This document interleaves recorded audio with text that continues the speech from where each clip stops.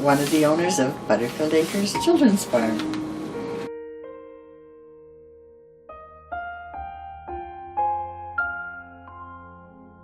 We started the farm in 1980, and eventually by about 1984 we started doing little visits with school children, and it's just kind of mushroomed from there.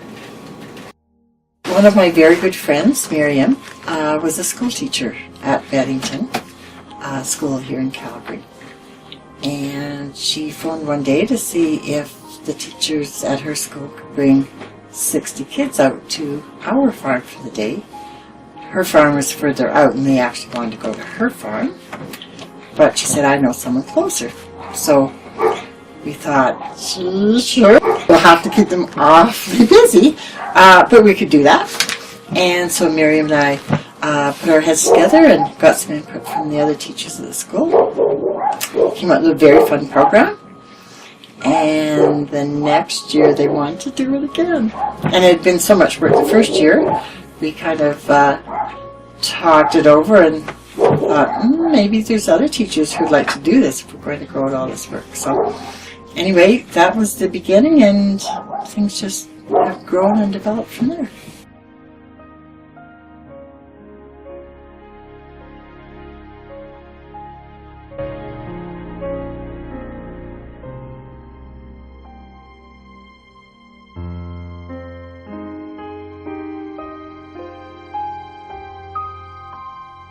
My name is KRISTEN. I'm the farmyard manager here at Butterfield Acres, and I've been here for about 5 years now. This will be coming on my 5th summer here, so I started here when I was 16 years old, and it's just been a great learning experience ever since then, and it's shaped how I've decided to live my life, so it's been a great experience for sure. There's definitely not a job description here, so it can be anything from cleaning out pens. I can be working with the public, making sure the animals are healthy, safe, making sure they have enough food to eat, that their bedding is clean. It just changes from day to day. We also do off-site events, so we'll take the animals to people's birthday parties, corporate events, that kind of thing. And so it's just great because you never get tired of doing the same old thing all the time.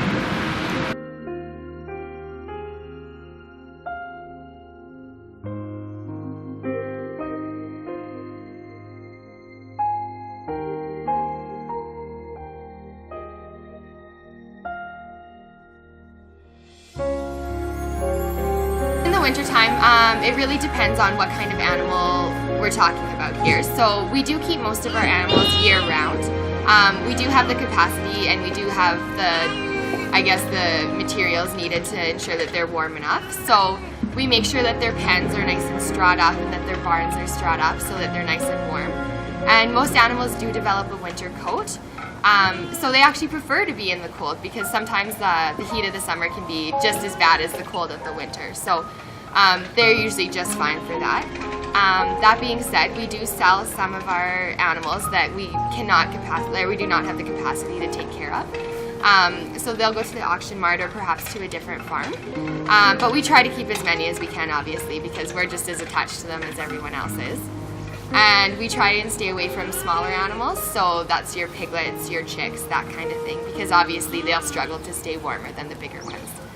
And come spring, once we have babies, it's obviously super important to keep them warm. So we ensure that their pens are strawed up and that they have heat lamps to keep them warm.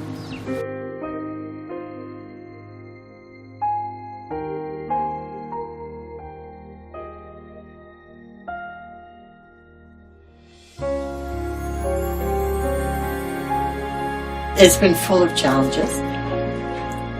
A lot of them we've really enjoyed and grown from. So I think our basic thinking is there's got to be a way to do it. What is it? And that's the way we approach most things. So some of the challenges initially were financial, but we grew slowly and everything was solid. Didn't take any big leaps of faith financially. So as we could afford to do more things, that's exactly what we did. Another challenge, we raised our 4 kids here while we're doing this, and Miriam is no longer working with us, but she also had 4 kids. So in the beginning it was very child-centered, and a lot of the things we developed and did as a result of the interests and abilities, capabilities of our children. So it was very child-based right from the very, very beginning.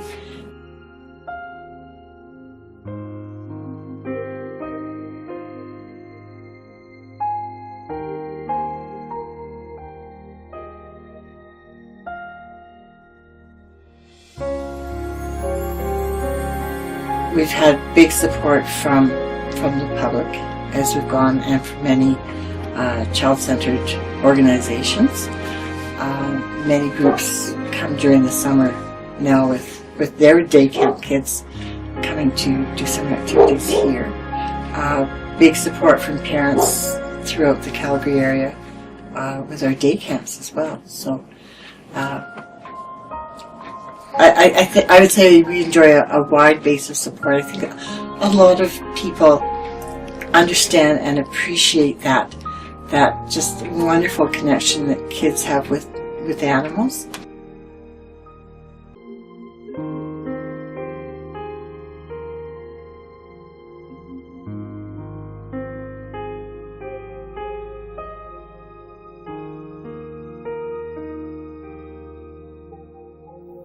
In the spring, we have our Easter hunts. In the fall, we have our pumpkin hunts, which are going on right now. In the summer, we have our day camps, which are a huge hit. And year-round, we have our off-site events. So those are the events like taking animals to people's birthday parties, corporate events, that kind of thing. So we have the option to take ponies, goats, sheep, piglets, bunnies, chicks, those kind of things. And those are always a hit. And then for our open season, so from April until the end of September, we have just drop-in visits. So people can come in at any time when they feel like, of course, between 10 and 4. And they can come visit the animals, go exploring. And they also have the opportunity to milk goats, go on a tractor ride, and go on a pony ride if they're under 60 pounds. So that's a big hit, and it's just so great seeing everyone leave happy. So perfect.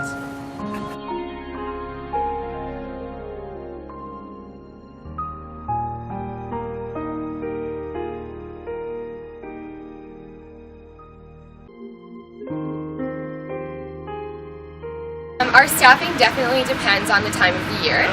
So coming into our winter season here, there's going to be about 2 full-time staff. So we really slow down during the winter. We basically just need enough that time of year to make sure that our animals are getting fed and that those requirements are being met. However, in the summer, we get up to 50, 60 people even sometimes, just to make sure that our day camps are going smoothly and whatnot. So it's really dependent on the time of the year and what we're doing during that time of year. Through the seasons, this farm, it's also very dependent, much like our staff. So through the winter, we don't have to worry so much about, I guess, public appearance, but we're definitely trying to improve the public appearance throughout the winter. So through the winter is a good opportunity for us to make changes, make improvements, that kind of thing, so that once spring rolls around, we have new things for the customers and the public to see. I guess in the summer it's a little bit busier, so we're trying to do our best to make sure everything's looking as spick and span and perfect as it can. And then depending on which festivity we have going on, depends on what we have to do to set up. So our pumpkin hunts this time of year, there's a lot of setup for that, and making sure that the tractor's ready to go, that the barns are ready to go for the kids to decorate it. And that kind of thing. So much like staff, it's very dependent on the time of the year.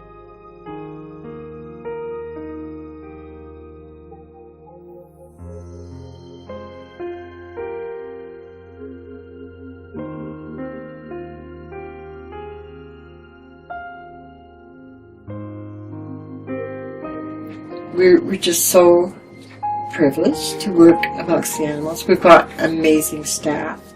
The people that come to visit the farm, for the most part, really appreciate having that privilege too of being in and around the animals. So on many levels, it's just so rewarding and so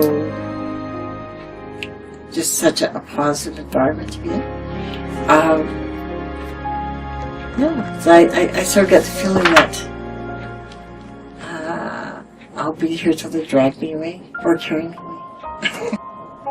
Yeah, no intentions of moving until I'm dead, and then they can do whatever they want with me. So I think Anthony feels the same way. It's home and it feels good.